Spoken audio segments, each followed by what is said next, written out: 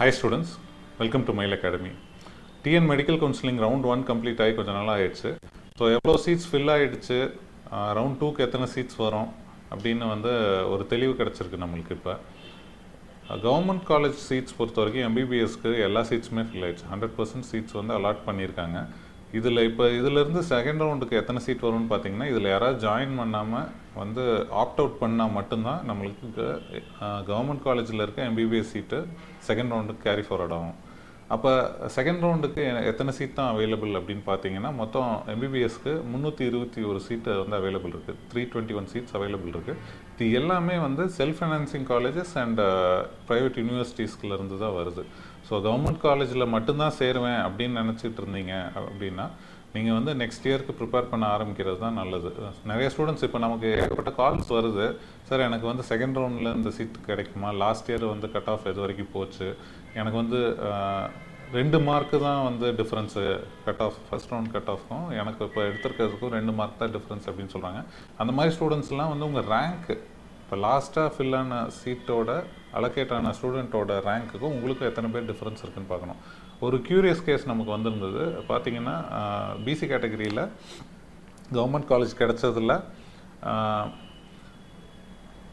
ஒரு ஸ்டூடெண்ட்டுக்கு தான் எடுத்திருந்ததுக்கும் கடைசியாக அலோகேட்டான கவர்மெண்ட் காலேஜ் எடுத்திருந்த ஸ்டூடெண்ட்டுக்கும் ரேங்க் வைஸ் பார்த்திங்கன்னா 5 பேர் டிஃப்ரென்ஸ் இருந்தது. ஸோ மீதி இவங்களுக்கு முன்னாடி இருக்க 4 பேரும் பிடிஎஸ் எடுத்துட்டாங்கன்னு அவங்க கன்ஃபார்ம் பண்ணிட்டாங்க. ஸோ அப்படி இருக்கும்போது அந்த ஸ்டூடெண்ட்டுக்கு ஒரு சான்ஸ் இருக்குது. யாரோ ஒருத்தர் பிசி கேட்டகரியில் கவர்மெண்ட் காலேஜ் சீட்டை ஆப்ட் அவுட் பண்ணால் கூட அவங்களுக்கு கிடைக்கிறதுக்கான வாய்ப்பு இருக்குங்கிறனால அவங்கெல்லாம் இன்னும் ஒரு ஹோப்போடு வெயிட் பண்ணிருக்காங்க.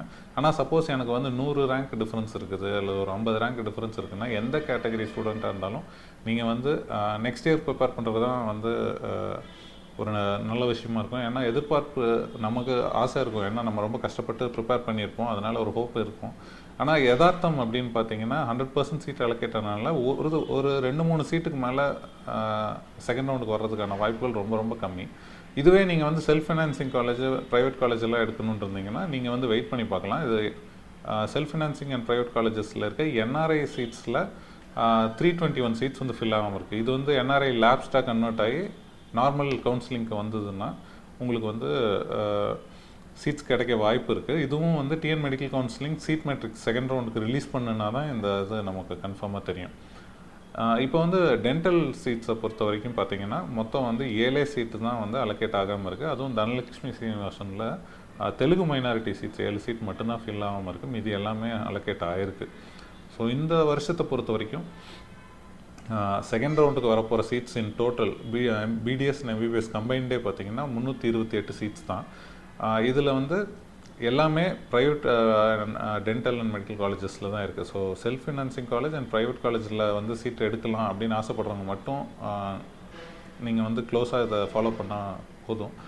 கவர்மெண்ட் காலேஜ் தான் வேணும் அப்படின்னு நினச்சா நீங்கள் இப்போவே நெக்ஸ்ட் இயருக்கு தயாராகிறது தான் நல்ல விஷயம். ஸோ இந்த ப்ரிப்பரேஷன் என்ன சார் பண்ணுறது, நான் ரவுண்ட் 2க்கு வெயிட் பண்ணுறேன், ஆனால் என் ப்ரிப்பரேஷனையும் விடக்கூடாது அப்படின்னு நினச்சிங்கன்னா, நீங்கள் லாஸ்ட் இயரே கண்டிப்பாக நல்லா கண்டென்ட்லாம் படித்து முடிச்சிருப்பீங்க. உங்களுக்கு டெஸ்ட் ப்ராக்டிஸ் தான் தேவைப்படுது அப்படின்னா நீங்கள் கண்டிப்பாக மயில் அகாடமியோட டெஸ்ட் சீரிஸ் ஜாயின் பண்ணி நீங்கள் இப்போ இருந்தே ப்ரிப்பரேஷன் ஆரம்பிக்கலாம். இந்த டெஸ்ட் சீரிஸ் இந்த இயர் அதிக டிமாண்டில் இருக்குது. என்ன விஷயம்னு பார்த்தீங்கன்னா, நிறைய பேர் 500 அண்ட் அபோவ் எடுத்தவங்க, 600 எடுத்த ஸ்டூடெண்ட்ஸு கூட சீட்டு அலோகேட் ஆகாமல் மிஸ் பண்ணிட்டாங்க. ஏன்னா கட் ஆஃப் இன்க்ரீஸ் ஆகிருக்கு. இந்த மாதிரி ஸ்டூடெண்ட்ஸ்லாம் எங்களுக்கு அதிகமாக ரிவிஷன் அண்ட் டெஸ்ட் ப்ராக்டிஸ் தான் வேணும் அப்படின்னு கேட்குறதுனால நம்ம online and offline test series provide பண்ணுறோம்.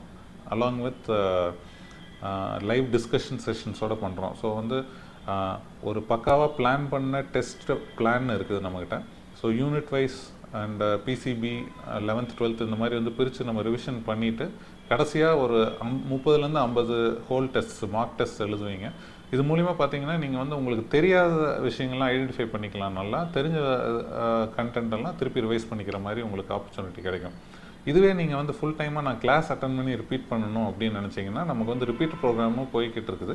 இந்த ரிப்பீட் ப்ரோக்ராமுக்கு டிலே பண்ணி வராதிங்க. நம்ம வருஷம் பார்க்குற விஷயம் என்னென்னு பார்த்தீங்கன்னா, எல்லோரும் இந்த மெடிக்கல் கவுன்சிலிங் லாஸ்ட் ரவுண்டு வரைக்கும் வெயிட் பண்ணிவிட்டு அதுக்கப்புறம் தன்னை ஆஸ்வாசப்படுத்திட்டு மெதுவாக ரிப்பீட்டர் ஜாயின் பண்ணுவாங்க.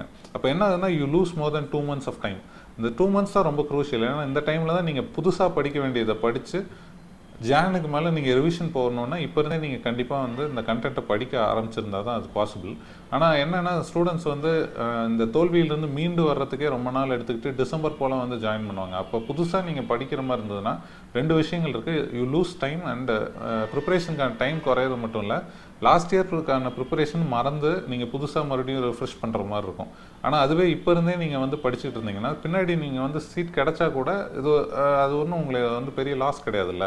ஏன்னா உங்களுக்கு தெரிஞ்ச கண்டென்ட்டை படிச்சுக்கிட்டு நீங்கள் ஒரு ரொட்டீன்லேயே தான் இருக்க போகிறீங்க. ஸோ கண்டிப்பாக இப்போ இருந்தே நெக்ஸ்ட் இயர் சீட் வேணும் அப்படின்னு நினைக்கிற ஸ்டூடெண்ட்ஸ் வந்து ஐதர் டெஸ்ட் சீரிஸ் வடிவில்லோ அல்லது வந்து நீங்கள் ரிப்பீட்டர் பேட்சில் ஜாயின் பண்ணியோ படிக்கணும். ரொம்ப லேட் பண்ணாதீங்க. இதுதான் படிக்கணும்னு முடிவு பண்ணிட்டீங்கன்னா வந்து தீர்க்கமாக முடிவு பண்ணிட்டு இங்கே வந்து ஜாயின் பண்ணிக்கிறது நல்லது.